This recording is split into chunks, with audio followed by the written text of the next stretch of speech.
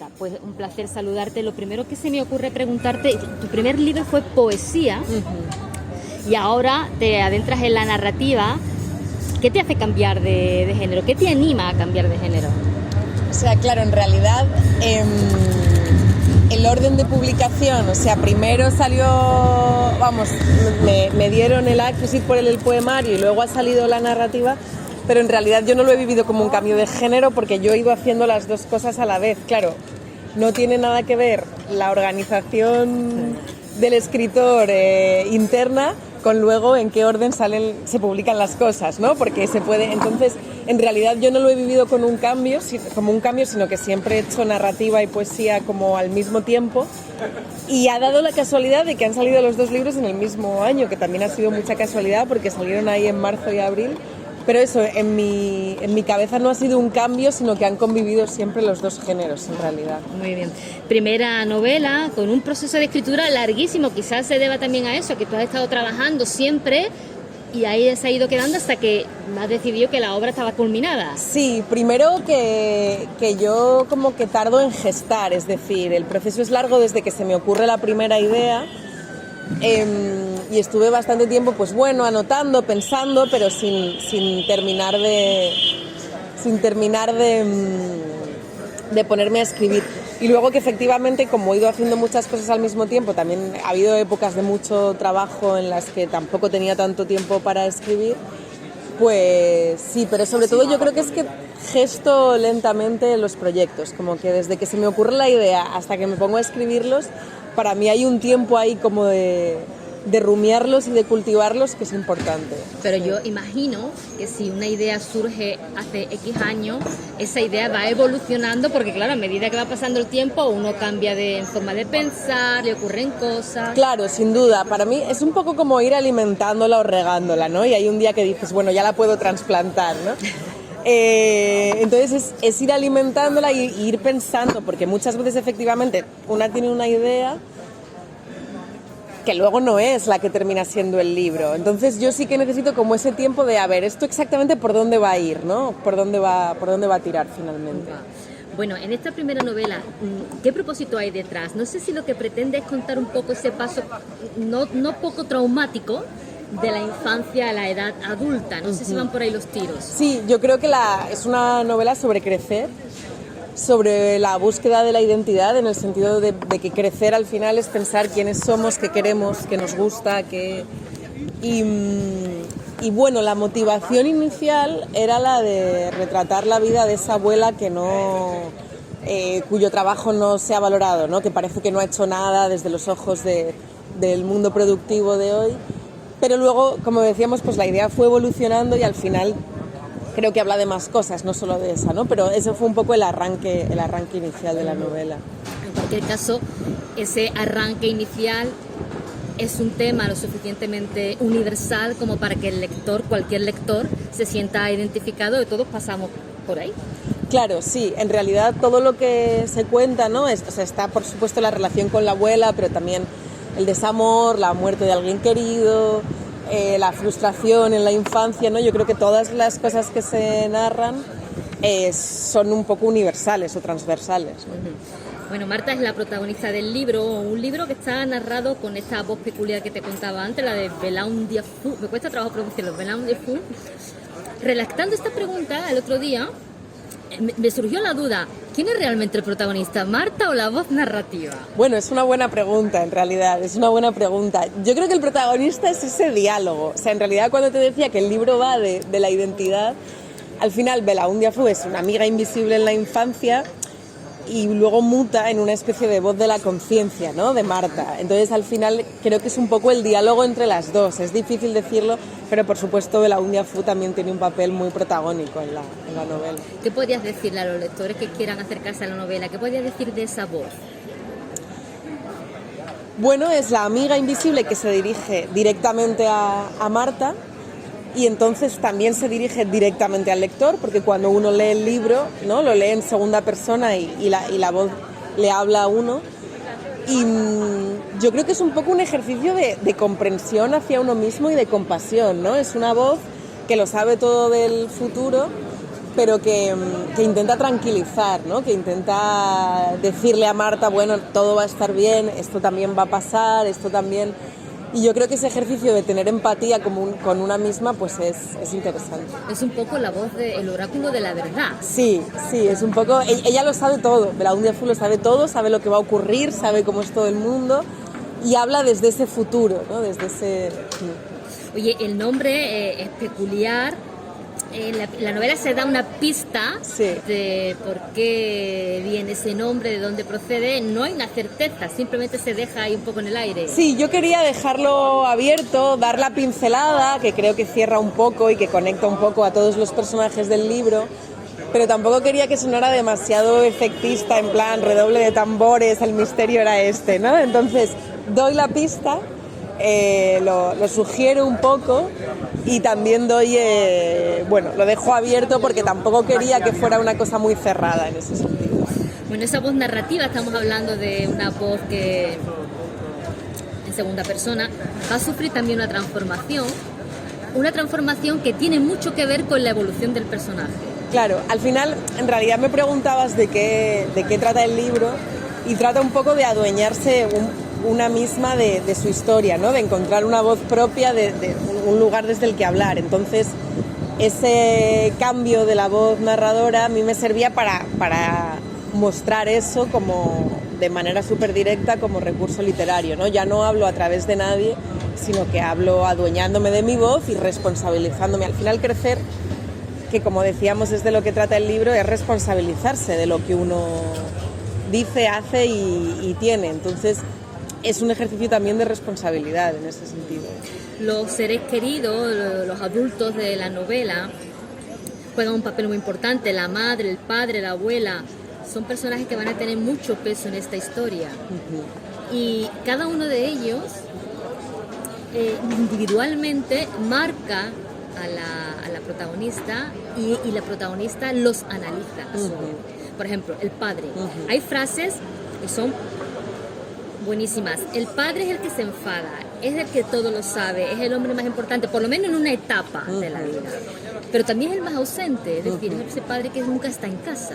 Es que es la paradoja que se da, ¿no? Cuando somos niños, que precisamente porque a papá lo vemos poco, yo creo que muchas veces lo admiramos más, ¿no? Papá no sabemos lo que hace durante el día, pero se va fuera de casa a hacer algo importante y mamá es la que está todo el tiempo, la que te regaña, la que... Entonces, aunque es el más ausente, yo creo que sí se genera esa cosa de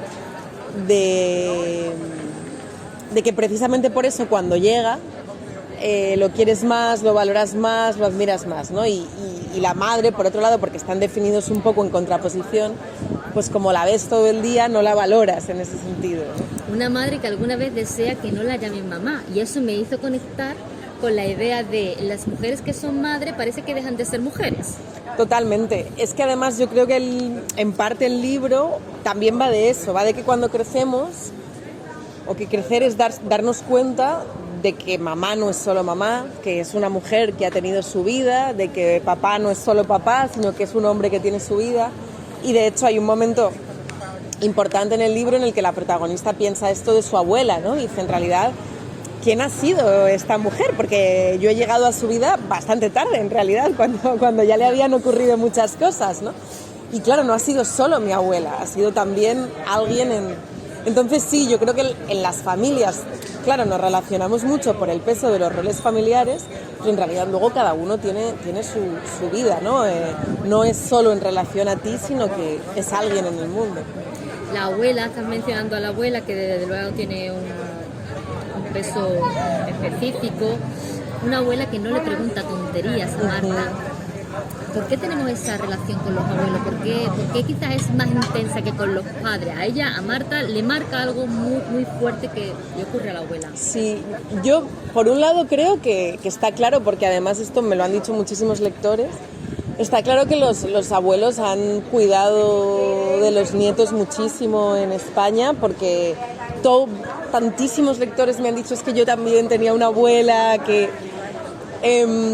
y luego por otro lado yo creo que es una relación en cierto modo más grata, porque la abuela ya no te tiene que educar, ya no te tiene que regañar, o sea, la relación con los padres es más estrecha, pero también es más complicada, ¿no? Pienso en la adolescencia, pues los padres están ahí controlando la hora a la que llegas, con quién vas, no sé qué, y tu abuela es la que te hace de comer lo que te gusta, ¿no? Entonces, yo creo que es una relación más grata, más amable, más como que esta cosa que se dice de que los abuelos ya solo se quedan con lo bueno de los nietos y no se quedan con lo malo, creo que es un poco cierta. Entonces, creo que es gente igualmente adulta que suponen un referente y que nos influyen en nuestra formación, pero como que no les cogemos la tirria que les cogemos a los padres, que también nos regañan, nos castigan, ¿no? Yo creo que tiene la parte bonita de... Ya te entiendo. Oye, el amor está ahí porque Marta, pues... se enamora y dice algo que a mí me ha gustado mucho porque creo que es una concepción adulta. Dice, el amor es compartir un espacio haciendo cosas distintas. Y es cierto, es verdad. Pero esa concepción del amor va cambiando. Es decir, Marta tiene pues una idealización del amor cuando tiene X años y obviamente a medida que va creciendo esa idea va cambiando. Es otro de los arcos de crecimiento, ¿no? Cuando nos enamoramos por primera vez o en la adolescencia, pues muchas veces ya respondiendo a unas dinámicas, a una idealización, a una serie de cosas, y uno de los procesos importantes de crecer es salir de ahí, ¿no? En la novela se contrapone en la adolescencia una relación bastante tóxica con el guay del cole, ¿no? Con el guay del instituto. Y crecer es un poco que te deje de gustar el guay del instituto y el malote y que te guste el chico majo que te trata bien, ¿no?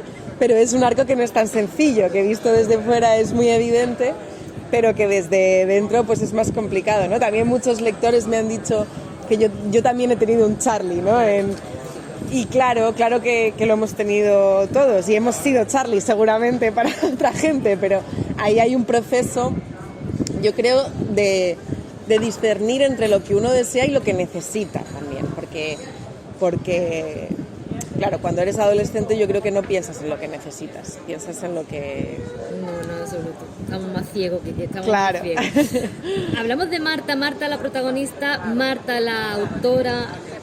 ¿Hay mucho de tu vida en este libro? Porque es inevitable preguntándote. Sí, claro que hay mucho. O sea, es un libro muy personal. Yo lo que subrayo siempre es que no tiene ninguna vocación de autobiografía porque, la novela tiene sentido y la vida no. Entonces, para ordenarla, pues una se pone a crear capítulos, a crear tramas, porque aquí hace falta un conflicto. Entonces, hay mucho de inventado y hay muchas cosas y personas importantes de mi vida que no están en el libro, pero claro que tiene mucho de personal, ¿no? Es mi ambiente, una chica de mi edad, nacida en mi año, y que se parece mucho a mí. Lo que no es literal, digamos, ¿no? O sea, cada acontecimiento del libro pues tampoco responde necesariamente a algo que me haya ocurrido, pero sí tiene mucha relación con todo lo que yo he vivido. Hay un pasaje en el que hablas de escritura y limpieza, colocando ambas actividades al mismo nivel. Y cuéntame. Sí, claro. Hay una cosa que en el libro, que es que en esa relación tan estrecha que tienen abuela y nieta, en realidad es curioso porque en realidad son dos mujeres muy distintas. La abuela casi es analfabeta, se ha dedicado toda la vida a lo doméstico, etcétera, y la nieta pues está súper formada, ¿no? Y de repente vi que había ahí una conexión, porque digo que son tareas no remuneradas, que a quien no lo ha hecho nunca le parece fácil, que parece que se puede hacer como en los ratitos que quedan libres, pero luego llevan mucho trabajo, y son tareas no reconocidas socialmente, que hay que hacerlas porque hay que hacerlas. O sea, digo, en la novela establezco el paralelismo y digo para hacer el mundo más habitable, ¿no?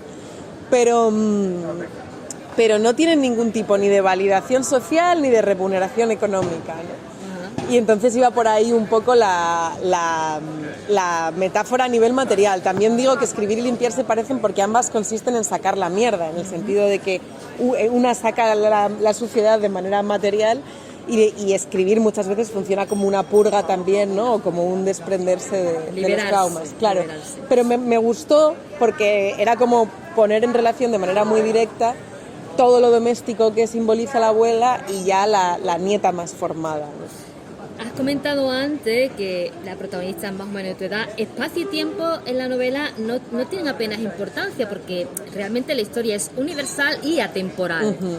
Es por ahí. No marcas, quizá, bueno, hay algún detalle, la muerte de Lady Di que nos encasilla un poco en el tiempo, pero... Sí, pero como en todas las novelas, ¿no? O sea, yo creo que precisamente he escogido temas y momentos universales y yo sí creo que, por supuesto, puede como decir, atraer a cualquiera en cualquier circunstancia, ¿no? No es que esté especialmente ceñida a una época, pero bueno, que los referentes sí son los que yo he tenido alrededor. Está dividida en 4 bloques, en 4 capítulos, cada uno corresponde a una edad de la protagonista. Cuando llegué al final me pregunté, ¿y ahora qué va a ser de Marta? Y ahí me quedé. Claro, de hecho, además la novela termina como con un comienzo. Es curioso porque es una estructura circular pero que no es cerrada. La novela termina y acaba en la piscina del huerto de la abuela, pero realmente termina en un comienzo. Yo quise hacerlo así porque hay una dinámica en la novela de que ella va aprendiendo, ¿no? Va aprendiendo cada vez una cosa. Entonces, de hecho, se habla de renombrar las cosas, de renombrar el amor, y pues lo que tú crees que es el amor con 7 años no es lo mismo que con 15, no es lo mismo que con 20. Y yo no quería que el final sonara a ya sabes lo que es el amor, ya sabes lo que es la vida, ya sabes lo que es... No, porque seguramente ese aprendizaje continúe, ¿no? Y por eso lo dejé como abierto en un nuevo comienzo de, bueno, ahora empieza el renombrar otra vez, ¿no? Otra cosa. Hay mucha memoria y muchos recuerdos en este libro. Se podría decir, el tono de la novela es como muy sentimental, muy nostálgico, va por ahí, porque muchas veces leyendo y decía, a Marta le está ocurriendo esto y esto ya no volverá. Es decir, es como, ¿sabes? Como esa nostalgia que a todos nos invade alguna vez cuando nos acordamos de cuando éramos pequeños y demás. O sea, yo sí que creo que tiene mucho de memoria, obviamente, y toda la evocación que hay de la infancia y demás, pero yo no la siento como tan nostálgica. Esto luego también a cada lector pues que opine.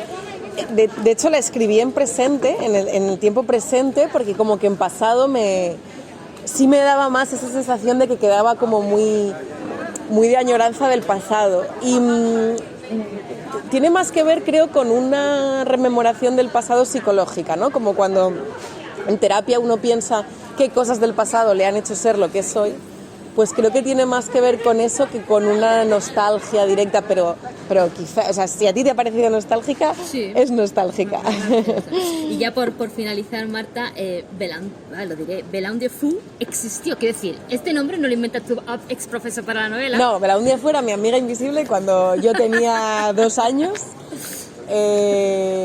Y sé lo mismo de la concepción de su nombre que lo que he contado en el libro. Vamos, yo no recuerdo cuándo me lo inventé, pero un buen día pues empecé a hablar con Belaunde Diefou. Pues nada, te agradezco muchísimo que me hayas atendido, lo cortamos aquí. Gracias a ti.